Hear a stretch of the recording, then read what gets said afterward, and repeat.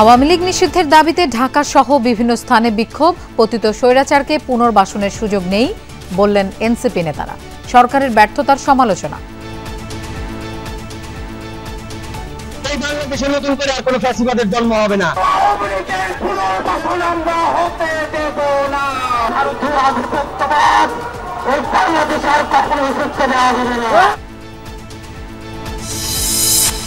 ঐকমত্য কমিশনের সুপারিশের সঙ্গে কয়েকটি দলের বক্তব্য বিবৃতির মিল পাওয়া যায়। মন্তব্য ফখরুলের, ফ্যাসিবাদ বিরোধী ঐক্য সমুন্নত রাখার আহ্বান। অন্তর্বর্তী সরকারকে সর্বোচ্চ নিরপেক্ষতার অবস্থান বজায় রাখতে হবে।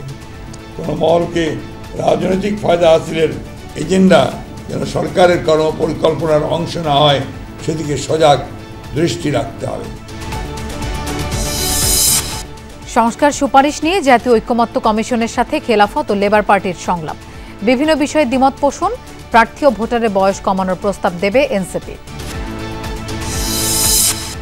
জাতীয় সম্প্রচার সংস্থা গণমাধ্যম কমিশন গঠন সহ 20 সুপারিশ গণমাধ্যম সংস্কার কমিশনের।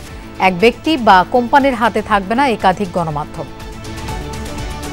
আমরা বলেছি যে দুটিকে একীভূত করে একটি জাতীয় সম্প্রচার প্রতিষ্ঠান গড়ে তোলা হোক, যে জাতীয় সম্প্রচার প্রতিষ্ঠান স্বাধীন একটি পরিচালনা পর্ষদ পরিচালনা করবে, সরকার সরাসরি পরিচালনা করবে না। ঈদযাত্রা নির্বিঘ্ন করতে রাজধানীর বিভিন্ন ওয়ার্কশপে অভিযান। ফিটনেসবিহীন বাস চলাচল বন্ধে সতর্ক করা হলো মালিকদের। জিম্মি মুক্তি না দিলে গাজার বিভিন্ন অংশ দখলের হুঁশিয়ারি তেল আবিবের। বাড়িয়েছে স্থল অভিযানের পরিধি। ইসরায়েলের বিমানবন্দরে মিসাইল ছুড়ল হুতি।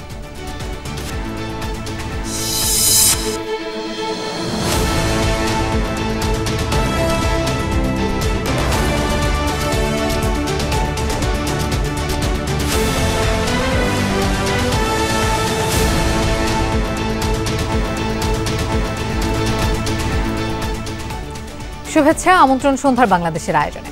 আপনাদের সঙ্গে থাকছি আমি মৌসুমী আহমেদ লোপা। এতক্ষণ শিরোনাম দেখছিলেন। দ্রুততম সময়ের মধ্যে আওয়ামী লীগের নিবন্ধন বাতিলের দাবি জানিয়েছে জাতীয় নাগরিক পার্টি এনসিপি। গণহত্যার দায়ে বিচারিক প্রক্রিয়ার মধ্য দিয়েই আওয়ামী লীগকে নিষিদ্ধের দাবি জানিয়েছেন দলটির নেতারা।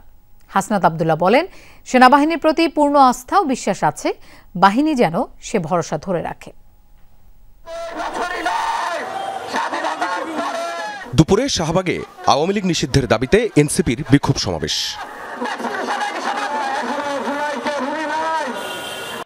দলটির দক্ষিণাঞ্চলের মুখ্য সংগঠক হাসনাত আব্দুল্লাহ বলেন, ফ্যাসিবাদ বিরোধী রাজনৈতিক দলগুলো ঐক্যবদ্ধ থাকলে বাংলাদেশে আর আওয়ামী লীগ পুনর্বাসিত হতে পারবে না। হাসনাত বলেন, ক্যান্টনমেন্ট থেকে রাজনীতিতে হস্তক্ষেপ 24 পরবর্তী বাংলাদেশে আর হবে না। সেনাবাহিনীর প্রতি এখনও আস্থা ও বিশ্বাস আছে বলে জানান তিনি। আপনাদের যাদের কাজ ক্যান্টনমেন্টে, আপনারা ক্যান্টনমেন্টেই থাকুন। আমরা আপনাদের প্রতি শ্রদ্ধা জানাই। রাজনৈতিক পরিমণ্ডলে আপনারা ক্যান্টনমেন্ট থেকে গত 16টা বছর যেভাবে নগ্ন হস্তক্ষেপ করেছেন, যেভাবে ক্যান্টনমেন্টের বিভিন্ন দপ্তর উপদপ্তরের মধ্য দিয়ে আপনারা রাজনীতিতে যেভাবে নোংরা হস্তক্ষেপ করেছেন, 24 পরবর্তী বাংলাদেশে রাজনীতি নিয়ন্ত্রণ করবে শুধুমাত্র রাজনীতিবিদরা। সমাবেশে এনসিপির সদস্য সচিব আখতার হোসেন অবিলম্বে আওয়ামী লীগকে বিচারের কাঠগড়ায় দাঁড় করাতে অন্তর্বর্তী সরকারের প্রতি আহ্বান জানান।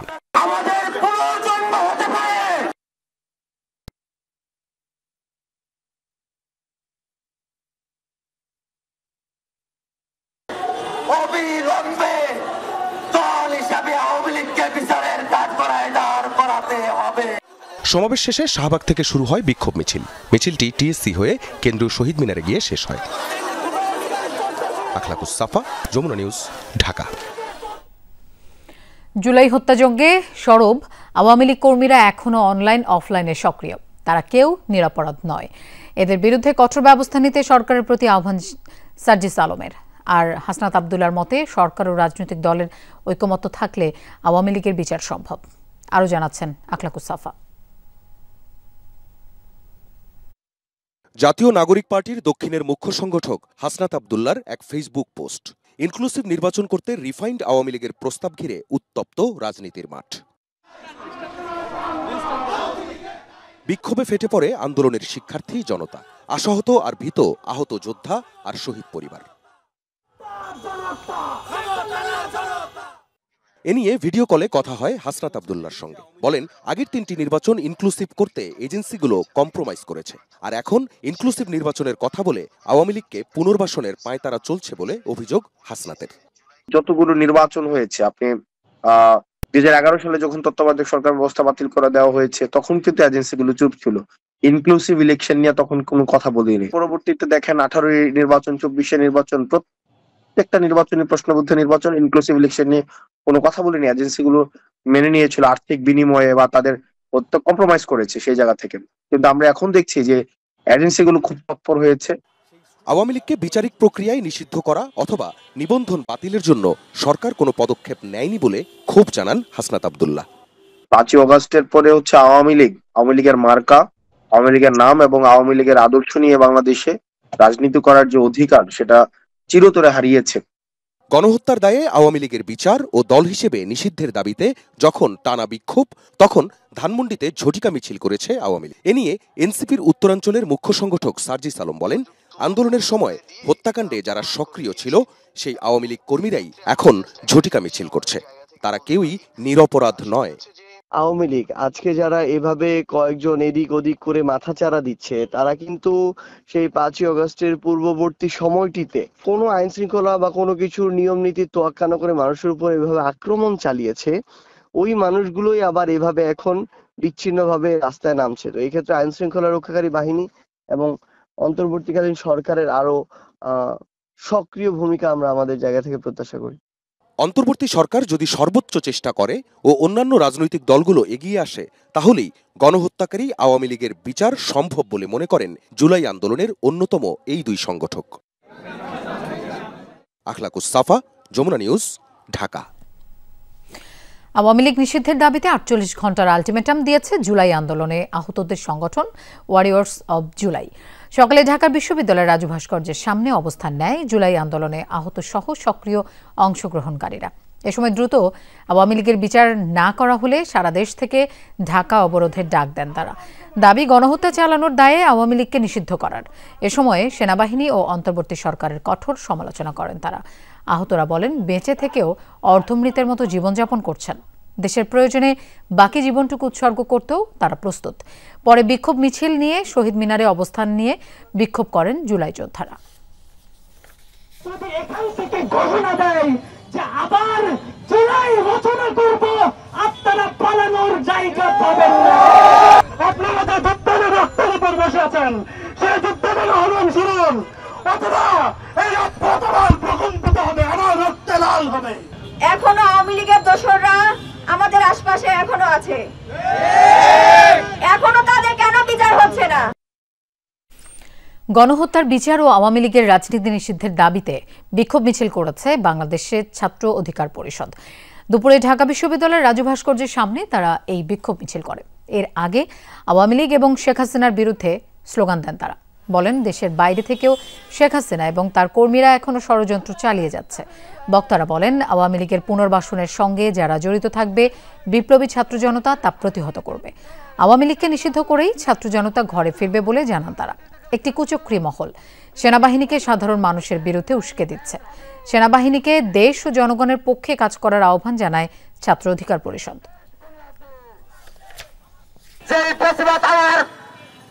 লাশের রক্তের উপর দিয়ে ওই ভারতে গ্যাস চালিয়েছে, সেই ভারত থেকে যদি বাংলাদেশে ফিরে আসতে চায়, এই বাংলাদেশের ছাত্র এবং জনতা কখনো তা মেনে নেবে না।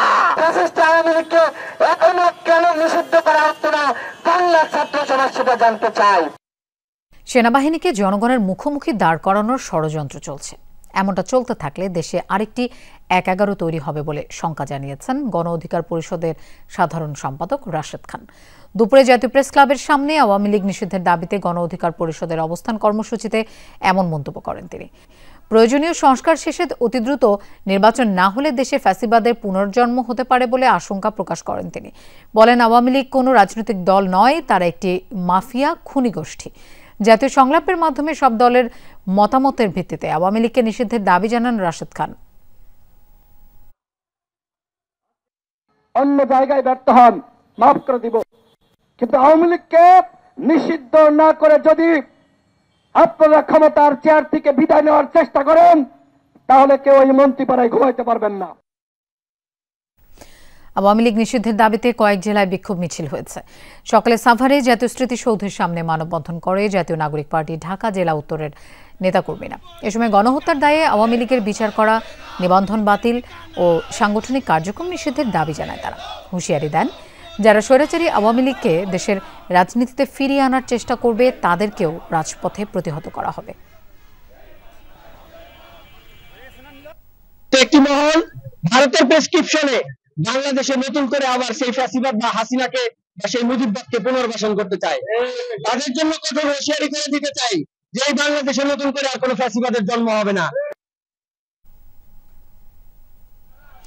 একই দাবিতে যশোরেও মানববন্ধন করেছে বৈষম্য বিরোধী ছাত্র আন্দোলনের নেতাকর্মীরা। দুপুরে প্রেস ক্লাবের সামনে তারা অভিযোগ করেন, আওয়ামী লীগকে পুনর্বাসনের ষড়যন্ত্রের আভাস পাওয়া যাচ্ছে। দাবি করেন, বাংলার মাটিতে গণহত্যার বিচার না হওয়া পর্যন্ত কোনোভাবেই আওয়ামী লীগকে রাজনীতি করতে দেবে না ছাত্র জনতা। রাজনৈতিক দলের কাছে দেয়া জাতীয় ঐকমত্য কমিশনের কিছু প্রশ্নমালা নিয়ে আপত্তি জানিয়েছে বিএনপি। কমিশনের প্রশ্নমালার সাথে কয়েকটি দলের বক্তব্যের মিল পাওয়ায় জনমনে প্রশ্নের জন্ম দিয়েছে। সংবাদ সম্মেলনে কথা বলেছেন দলটির মহাসচিব মির্জা ফখরুল ইসলাম আলমগীর। পাশাপাশি ঐকমত্য কমিশনের সুপারিশে রাজনীতিবিদদের বাদ দিয়ে অনির্বাচিত ব্যক্তিদের রাষ্ট্রীয় দায়িত্বে নিয়োগের প্রস্তাবকে অযৌক্তিক বলে মনে করে বিএনপি। মির্জা ফখরুল বলেন, এমন কোনো পদক্ষেপ নেওয়া যাবে না যাতে ফ্যাসিবাদ বিরোধী ঐক্যে ফাটল ধরে। ৬টি সংস্কার কমিশনের গুরুত্বপূর্ণ সুপারিশের উপর রাজনৈতিক দলের মতামত চেয়ে স্পিডশিট বা প্রশ্নমালা দেয় জাতীয় ঐকমত্য কমিশন, যেখানে উত্তর হিসেবে শুধু হাঁ বা নায়ের অপশন রাখা হয়। রোববার ঐকমত্য কমিশনে সেই প্রশ্নমালার উত্তরই জমা দেবে বিএনপি। তবে কিছু সুপারিশে হাঁ বা নায়ের পরিবর্তে দলীয় অবস্থান জানাবে দলটি। আলাদা বক্তব্য দেওয়া দরকার, সেটা আমরা বক্তব্য দিচ্ছি। এটা আমরা ওইভাবেই আমরা টোটালি কোঅপারেট করছি। গুলশানের সংবাদ সম্মেলনে বিএনপি মহাসচিব সংবিধান ও নির্বাচন ব্যবস্থা সংস্কারের বিষয়ে অনেক গুরুত্বপূর্ণ সুপারিশ প্রশ্নমালায় না রাখার সমালোচনা করেন। সংবিধানের প্রস্তাবনার প্রিয়াম্বল মতো অতি গুরুত্বপূর্ণ বিষয় সংস্কার কমিশনের সুপারিশে থাকলেও তাই স্প্রেডশিটে উল্লেখ করা হয়নি। স্প্রেডশিটের সাথে মূল সুপারিশমালার উপর আমাদের মতামত সংযুক্ত করে দিলে বিভ্রান্তি এড়ানো যাবে। মির্জা ফখরুল বলেন, কমিশনের প্রস্তাবনায় এমন সুপারিশ করা হয়েছে যেখানে রাজনীতিবিদদের বদলে ভবিষ্যতে অনির্বাচিত ব্যক্তিদের নিয়োগে অযৌক্তিক প্রচেষ্টা বাড়বে। জাতীয় ঐকমত্য কমিশনের স্প্রেডশিটের অবস্থা এবং কমিশনের সদস্যদের বিভিন্ন সময়ের বক্তব্য ও বিশেষ কয়েকটি রাজনৈতিক দলের বক্তব্য বিবৃতির মধ্যে মিল পাওয়া যায়। সুপারিশমালাসমূহ পর্যালোচনায় প্রতীয়মান হয় যেহেতু ভবিষ্যতে অনির্বাচিত ব্যক্তিদের রাষ্ট্রীয় দায়িত্বে নিয়োগের অযৌক্তিক প্রচেষ্টা রয়েছে, যা অনভিপ্রেত। সেটার গঠন প্রক্রিয়া এবং কার্য পরিধি যেগুলো বর্ণনা করা হয়েছে তাতে সমস্ত স্তরে স্তরে দেখা যায় অনির্বাচিত বিভিন্ন ব্যক্তিরা এই সমস্ত কর্মকাণ্ড পরিচালনা করবেন এবং সাংবিধানিকভাবে তাদেরকে ক্ষমতায়ন করার প্রস্তাব করা হয়েছে। তাতে করে দেখা যাবে নির্বাচিত প্রতিনিধিদের আর কোনো গুরুত্ব নেই। সরকারকে নিরপেক্ষ থাকার আহ্বান জানিয়ে জনপ্রত্যাশা অনুযায়ী সংস্কার প্রস্তাবে সাংবিধানিক ও আইনি ভিত্তির জন্য নির্বাচিত সংসদের উপর জোর দেন বিএনপি মহাসচিব। আমরা এমন কোনো পদক্ষেপ নিতে পারি না যাতে করে ফ্যাসিবাদ বিরোধী জাতীয় ঐক্য গণঐক্য বিনষ্ট হয়। অন্তর্বর্তী সরকারকে সর্বোচ্চ নিরপেক্ষতার অবস্থান বজায় রাখতে হবে। কোনো মহলকে রাজনৈতিক ফায়দা হাসিলের এজেন্ডা যেন সরকারের কর্মপরিকল্পনার অংশ না হয়, সেদিকে সজাগ দৃষ্টি রাখতে হবে। উপযুক্ত সময় দলের ভারপ্রাপ্ত চেয়ারম্যান তারেক রহমান দেশে ফিরবেন বলেও জানান মির্জা ফখরুল। আমাদের মনে হবে যে উপযুক্ত সময়, সেই সময় তিনি আসবেন। আরিফিন শাকিল, যমুনা নিউজ, ঢাকা। দেশের মানুষের যে ক্ষতি বিগত সরকারের আমলে হয়েছে সেসব মেরামত করতে হবে। বিএনপির ৩১ দফায় সে বিষয়ক নির্দেশনা রয়েছে বলে জানিয়েছেন দলটির ভারপ্রাপ্ত চেয়ারম্যান তারেক রহমান। রাজধানীর সার্কুলার রোডে ১২ দলীয় জোটের ইফতার মাহফিলে একথা বলেন তিনি। বলেন, স্বৈরাচারের রক্তচক্ষুকে উপেক্ষা করে ২.৫ বছর আগেই সংস্কার প্রস্তাব করা হয়েছে, কিন্তু দুঃখজনকভাবে এখন সংস্কার আর নির্বাচনকে মুখোমুখি দাঁড় করানো হচ্ছে। তিনি বলেন, সংস্কার একটা চলমান প্রক্রিয়া যা কখনোই শেষ হয় না। বলেন, সবার ঐক্যের মাধ্যমে স্বৈরাচারকে বিদায় করা হয়েছে। গণতন্ত্রকে সুসংহত করতে ঐক্য ধরে রাখার আহ্বান জানান তিনি।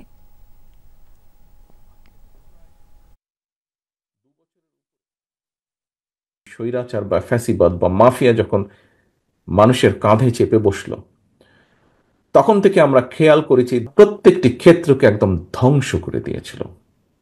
মানুষের প্রত্যাশার সম্পূর্ণ বিপরীতে তারা নিয়ে গেছিল। আমরা আমাদের অবস্থান থেকে বলতে পারি, বিএনপির অবস্থান থেকে আমি বলতে পারি, যেই গণতান্ত্রিক রাজনৈতিক দলগুলো বিগত স্বৈরাচারের সময় আমাদের সাথে মাঠে ছিলেন, আন্দোলন করেছেন, তাদের হয়েও বলতে পারি আমি কিছুটা। আমাদের রাজনীতির মূল লক্ষ্য বা উদ্দেশ্য হচ্ছে দেশ এবং দেশের জন্য। বহুত্ববাদের বিপক্ষে খেলাফতে মজলিস ও বাংলাদেশ লেবার পার্টি আজ জাতীয় ঐক্যমত্য কমিশনের সাথে সুপারিশমালা নিয়ে সংলাপে বসে দলগুলো। 166টি সুপারিশের অনেকগুলোর বিষয়েই দলগুলো একমত। সংলাপ শেষে দল দুটির প্রতিনিধিরা বলেন, ইসলামের বিধান বিরোধী আইন করা যাবে না। মানবাধিকার লঙ্ঘনের দায়ে অভিযুক্ত আওয়ামী লীগ ও তাদের দোসরদের নিষেধের দাবিও তোলেন তারা। অধ্যাদেশের মাধ্যমে প্রয়োজনীয় সংস্কার শেষে দ্রুত নির্বাচন আয়োজনের কথা বলেন। দাবি, সুষ্ঠু ও নিরপেক্ষতা বজায় রাখতে জাতীয় নির্বাচন আগে হওয়া উচিত।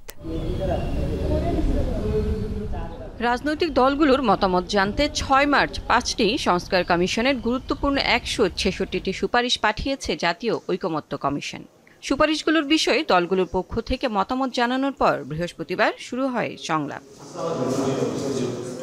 এরই ধারাবাহিকতায় আজ খেলাফতে মজলিস ও বাংলাদেশ লেবার পার্টির সাথে সংলাপে বসে জাতীয় ঐকমত্য কমিশন।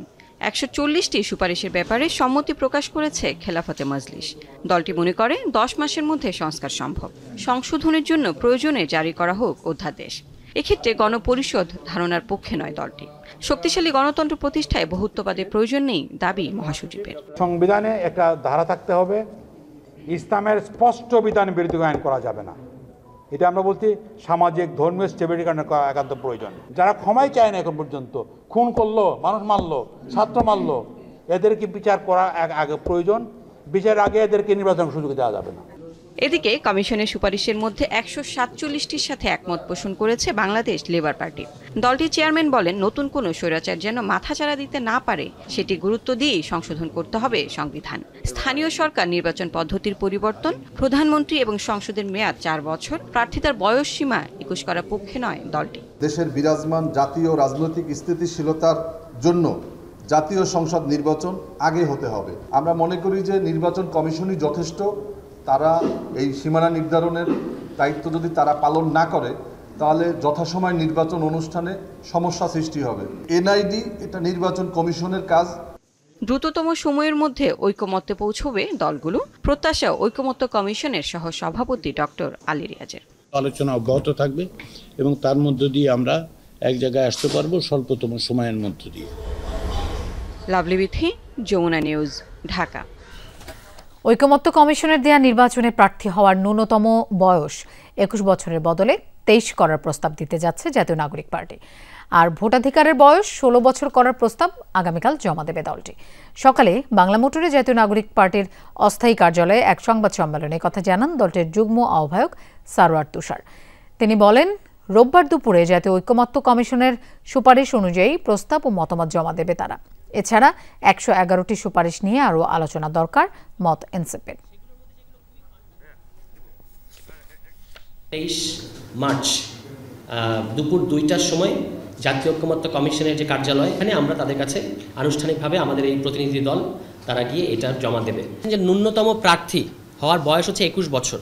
আমরা মনে করেছি যে ইট ইজ টু আর্লি, এটা 23 বছর হতে পারে এবং সেক্ষেত্রে ভোটার বয়স, ভোট দেওয়ার বয়স, সেটা আমরা মনে করেছি যে 16 বছর বয়স থেকে হতে পারে। জাতীয় সম্প্রচার সংস্থা ও গণমাধ্যম কমিশন গঠন এবং একই মালিকের একাধিক গণমাধ্যমের মালিকানা নিষিদ্ধের সুপারিশ করেছে গণমাধ্যম সংস্কার কমিশন।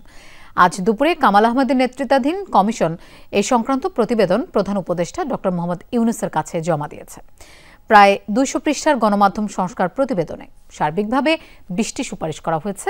কমিশনের সাথে বৈঠকে প্রধান উপদেষ্টা বলেছেন, দ্রুততম সময়ে যেগুলো কার্যকর করা সম্ভব সেগুলোর ব্যাপারে ব্যবস্থা নেওয়া হবে। বেলা 12টার দিকে প্রধান উপদেষ্টা ডক্টর ইউনূসের হাতে প্রতিবেদন তুলে দেন গণমাধ্যম কমিশন প্রধান কামাল আহমেদ। সঙ্গে ছিলেন কমিশনের অন্য সদস্যগণ। 180 পৃষ্ঠার প্রতিবেদনে সংবাদপত্র, স্যাটেলাইট চ্যানেল, রেডিও ও অনলাইন পোর্টাল সম্পর্কে মোট 20টি সংস্কার প্রস্তাব দিয়েছে কমিশন। প্রধান উপদেষ্টার সঙ্গে বৈঠক শেষে সাংবাদিকদের ব্রিফ করেন কমিশন প্রধান। জানান, প্রেস কাউন্সিল ও প্রস্তাবিত সম্প্রচার কাউন্সিলের বদলে গণমাধ্যম কমিশন গঠন করে লাইসেন্স ও অন্যান্য বিষয়ে সমাধার প্রস্তাব করেছে কমিশন। একটা স্থায়ী কমিশন, জাতীয় গণমাধ্যম কমিশন, মিডিয়া কমিশন স্থায়ী, এবং এই কমিশনই সাংবাদিকতার অধিকার সুরক্ষার বিষয়টিও নিশ্চিত করবে। আবার একই সাথে গ্রিভেন্সেস মেকানিজম, যেটা অর্থাৎ সংবাদ মাধ্যমের ভুলের কারণে যারা ক্ষতিগ্রস্ত হয় তাদের প্রতিকার দেওয়ার কাজটা ওই গণমাধ্যম কমিশন করবে। সংস্কার কমিশন একই ব্যক্তির একাধিক গণমাধ্যমের মালিকানা নিষিদ্ধ করার প্রস্তাব রেখেছে। পাশাপাশি কর্মীদের মাঝে নির্দিষ্ট শেয়ার বন্টনের কথা উল্লেখ করেছে। প্রস্তাব অনুযায়ী প্রাথমিক পর্যায়ে সাংবাদিকদের বেতন হবে নবম গ্রেড। বৃহৎ এবং মধ্যম আকারের যত গণমাধ্যম কোম্পানি আছে তাদের উচিত হবে পাবলিক লিস্টেড কোম্পানি করা, শেয়ার ফ্লোট করা এবং সাংবাদিক কর্মচারীদেরকে তাদের শেয়ারের অংশীজন বানানো। বিসিএস ক্যাডার সার্ভিসের নবম গ্রেডের যে বেতন স্কেল, সেই বেতন স্কেলের সাথে সঙ্গতি রেখে সাংবাদিকদের এন্ট্রি লেভেলের বেতনটা হতে হবে। সারা দেশেই এটা হতে হবে। এবং ঢাকায় যেহেতু ব্যয়, জীবনযাত্রার ব্যয় বেশি, সুতরাং ঢাকায় ঢাকা ভাতা একটা যোগ করতে হবে। রাষ্ট্র মালিকানাধীন বাংলাদেশ বেতার ও বাংলাদেশ টেলিভিশনের স্বায়ত্তশাসন এবং জাতীয় সম্প্রচার সংস্থা গঠনের প্রস্তাব করেছে কমিশন। এটা উপযুক্ত সময় বেতার টিভির স্বায়ত্তশাসন ইমপ্লিমেন্ট করা, বাস্তবায়ন করা। আমরা তাই বলেছি যে দুটিকে একীভূত করে একটি জাতীয় সম্প্রচার প্রতিষ্ঠান গড়ে তোলা হোক, যে জাতীয় সম্প্রচার প্রতিষ্ঠান স্বাধীন একটি পরিচালনা পর্ষদ পরিচালনা করবে, সরকার সরাসরি পরিচালনা করবে না। পত্রিকার সার্কুলেশন ও টেলিভিশনের টিআরপি জালিয়াতি বন্ধের প্রস্তাব করেছে কামাল আহমেদ কমিশন। সেই সাথে দুর্নীতি বন্ধে গণমাধ্যমের আয় ব্যয়ের সঠিক তথ্য নিশ্চিতেরও তাগিদ দিয়েছে কমিশন। যত তথ্য দিয়েছি, যত কথা বলেছি, প্রত্যেকটাই তথ্য ভিত্তিক, based on evidence. Shawkat Manzur Shanto, Jamuna news, Dhaka. গণমাধ্যম প্রতিষ্ঠানগুলোয় বেতন ভাতা সহ অন্যান্য সুযোগ সুবিধা ঠিকমতো দেয়া হলে সাংবাদিকদের জন্য কল্যাণ ট্রাস্টের সহযোগিতার প্রয়োজন হতো না, এমনটি জানিয়েছেন তথ্য উপদেষ্টা মাহফুজ আলম। দুপুরে তথ্য ভবনে বাংলাদেশ সাংবাদিক কল্যাণ ট্রাস্টের পক্ষ থেকে অসুস্থ ও অসচ্ছল সাংবাদিকদের মধ্যে অনুদানের চেক বিতরণ করা হয়। এ সময় তথ্য উপদেষ্টা গণমাধ্যম সংস্কার কমিশনের যে সুপারিশ মেনে চলার আশ্বাস দেন। মাহফুজ আলম বলেন, সাংবাদিকতা পেশাকে মানসম্মত করতে কাজ করে যাচ্ছে তথ্য মন্ত্রণালয়।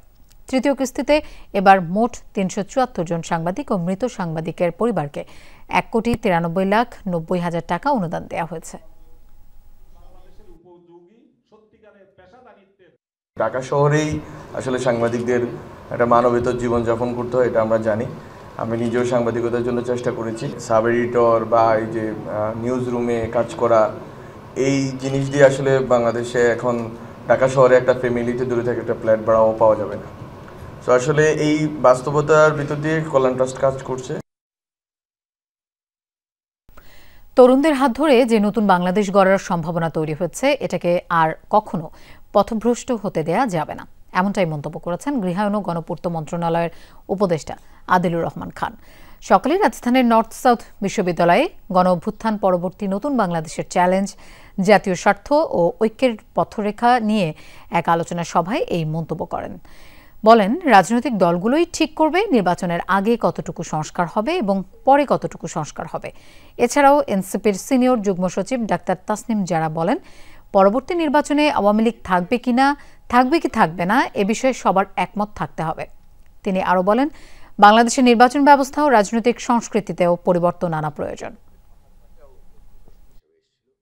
এই তরুণদের হাত ধরে যেই বাংলাদেশ আজকে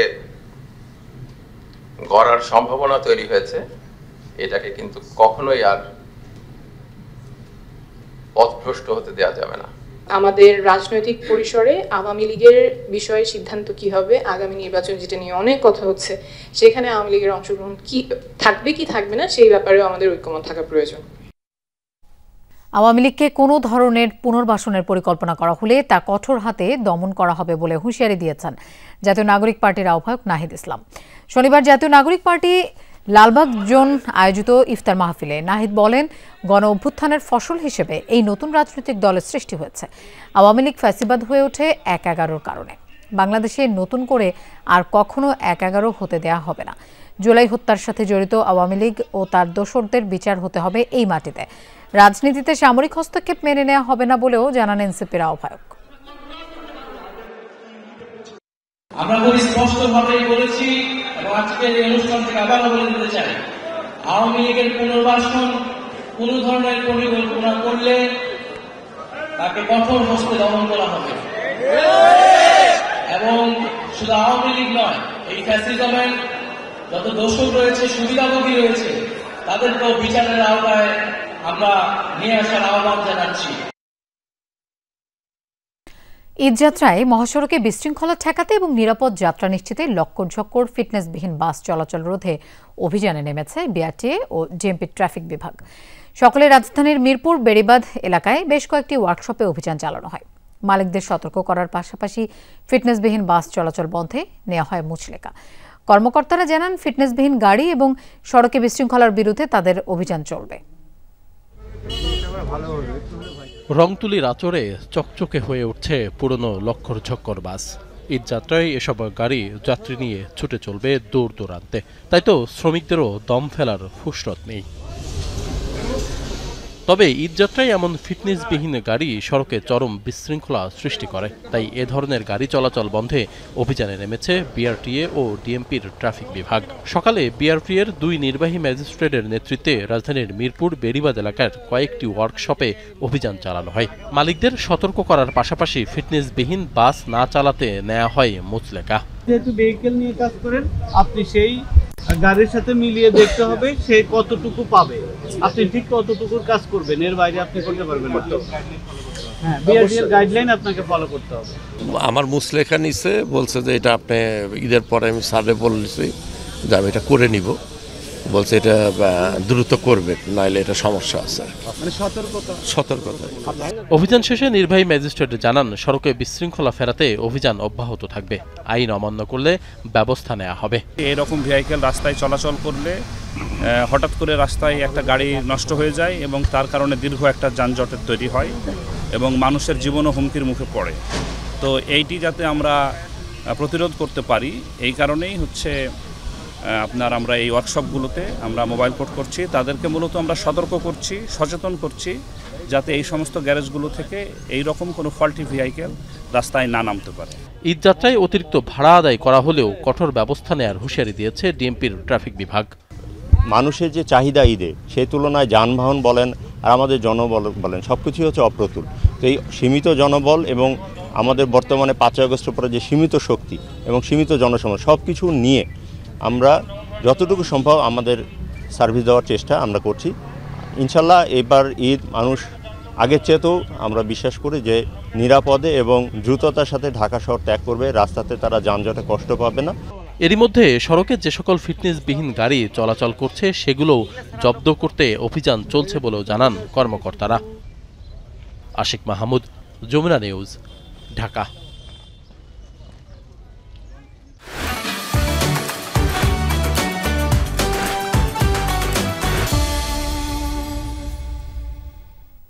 ঈদের কেনাকাটায় সরগরম যমুনা ফিউচার পার্ক।